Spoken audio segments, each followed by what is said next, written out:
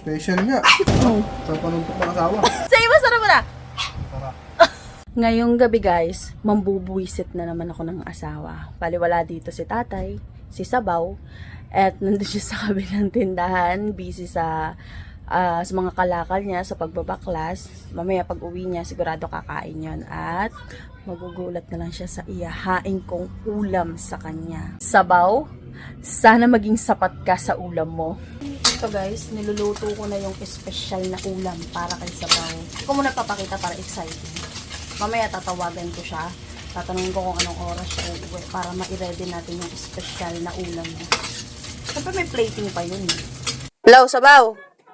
Bo, dami ah. Ano to? 2 kilo to ulit. Mahigit. Wow. Tas bakal. Galing ni Sabaw ah. Ito, ibebenta ko ng dun sa may bilihan talaga ng 300. Kaya yun. Hintay ko baka may kumuha ng 3 SK. Ah. Binenta ko 300 isa. Ah, sige. Uy, Sabaw. Oh. Nors ka uwi. Hinihintay ko lang yung buyer kung dadating.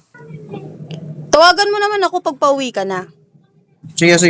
Nilutuan kita ng special na ulam. Diba? Ah? Sige na. Huwag mo kalimutan ah. Yeah. Love you. Have you? Love you, Sabaw. Sige na. Yeah. So, ayun guys. Andito na si Sabaw. Kukunin ko lang sa loob yung ulam. Pakita ko na sa kanya. Dinala mo yung tanso? Baka mawala eh. Dami.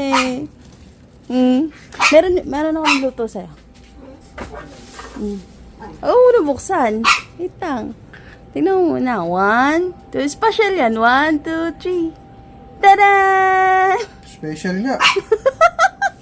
Special. Tagalog na Tagalog. Special.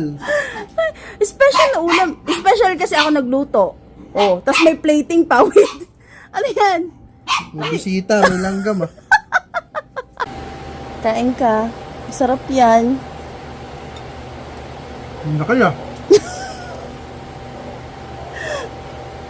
Isang letter lang? Masarap? Sarap. Special nga yan kasi ako nagluto niyan. Kaya nga. Sarap. Sa panuntok ng asawa.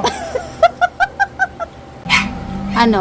Nabusog ka naman ba sa espesyal na ulam na hinain ko sa'yo? Sarap. Sarap?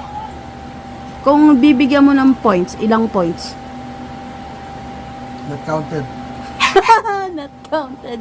Say, masarap!